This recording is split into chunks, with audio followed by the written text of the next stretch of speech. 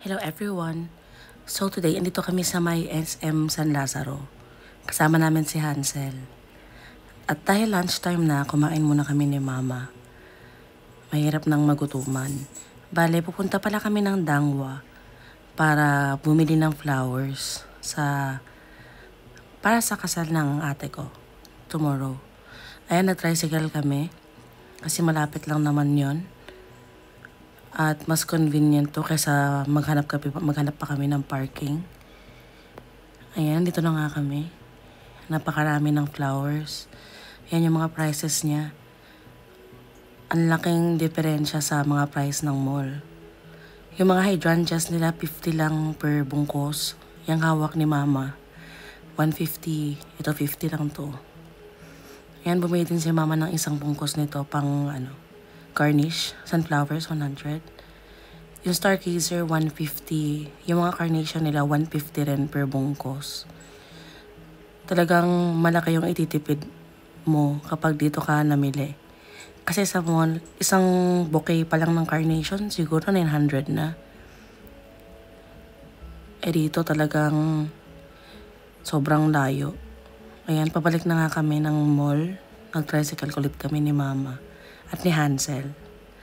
Ayan, naglalakad na kami. Pabalik ng mall. Kasi dito kami nag-parking. Ayan, umakyat muna kami saglit sa may parking area para i-drop yung mga flowers. Ang problema, naligaw pa ako. Sa kabilang side pala kami napunta. Kaya kahit anong pindot ko ng alarm ng kotse, hindi tumutunog. Ayan si Jimny. Ready na siya for Christmas. May may costume. At ang dami-daming ihian, yung gulong pa talaga na. Ayan, babalik kami sa mall. Bale, nakita kasi namin kanina ni Mama na mayroong papel meroti. At ito yung favorite naming gift shop. Marami kasing mga anik-anik. Tapos yung mga wrapper na yan, 25 pesos lang. Talagang may mga team. Namili kami ng mga pangregalo namin for Christmas. Ayan si Hansel. Andin pala kami ng Cartimar. Ito yung Blue Wonder. Dito kami usually nagko-coffee tuwing bibili kami ni Mama ng mga supplies ng pets namin. Nagpapabili kasi yung kapatid ko ng additional na coffee ground kasi nagkulang kami para sa paggawa namin ng souvenir. Kami-kami lang din kasi yung gumawa nun. Kami yung nag-pack, nag-print, and all. Ayan, ang dami nilang coffee, iba't ibang klase. At ang bango-bango talaga ng beans. Talagang dito pa nila nilo-roast. Ayan, bumili din kami ng drinks namin. Pabalik na nga kami. Ayan si Hansel.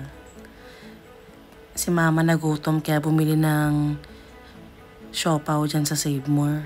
Dito pa rin sa Cartimar kasi bawal yung pet. Doon sa mismong food court ng Cartimar. Medyo weird kasi lugar to na nagbebenta ng mga supplies ng animals. Pero ayun lang. Okay na yun. Yan yung siopaw. Pang-tawid ko to. Kakain muna kami bago kami lumarka. Kasi fix naman yung parking rate dito.